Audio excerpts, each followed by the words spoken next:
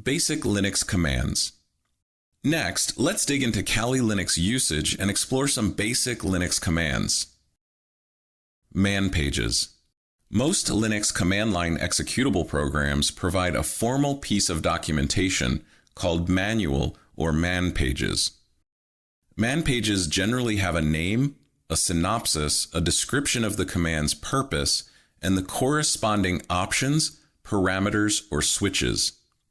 Man pages contain not only information about user commands, but also documentation regarding system administration commands, programming interfaces, and more.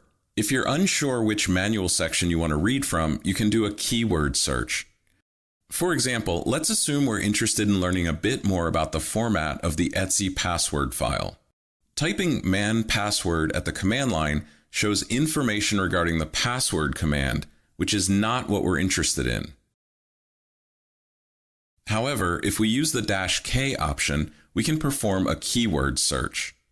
We can further narrow the search with the help of a regular expression. It's important to understand regular expressions, so refer to the lab guide for additional resources and information. We can now look at the exact password manual page we're interested in by referencing the appropriate section.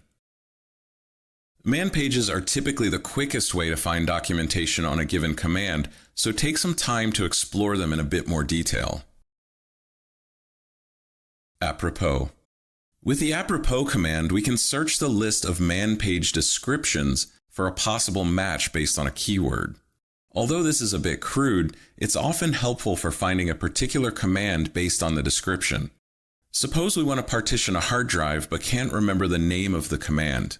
We can figure this out with an apropos search for partition. Notice that apropos seems to perform the same function as man-k. This is because they are, in fact, equivalent. Listing files. The ls command prints a basic file listing to the screen. We can modify the output results with various wildcards.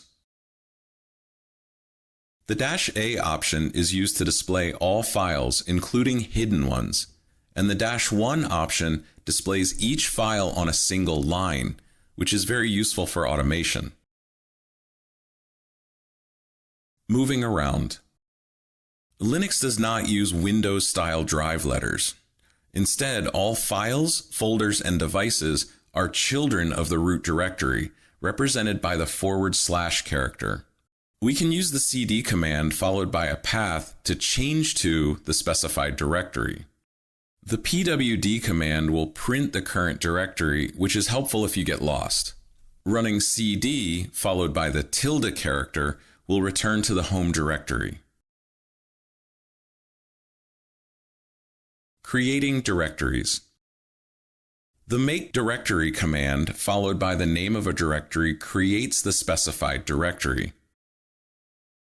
Directory names in Linux may contain spaces, but this is considered bad form since spaces are used to separate commands and parameters. Consider this example.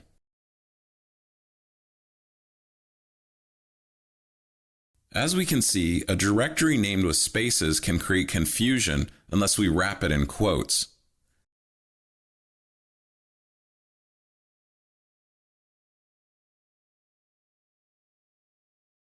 Instead, many users choose hyphens or underscores instead of spaces in directory and file names. These characters also make autocompletes, which are executed with the tab key, much easier.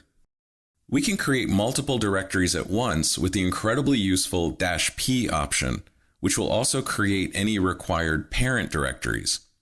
This can be combined with brace expansion to efficiently create complex directory structures.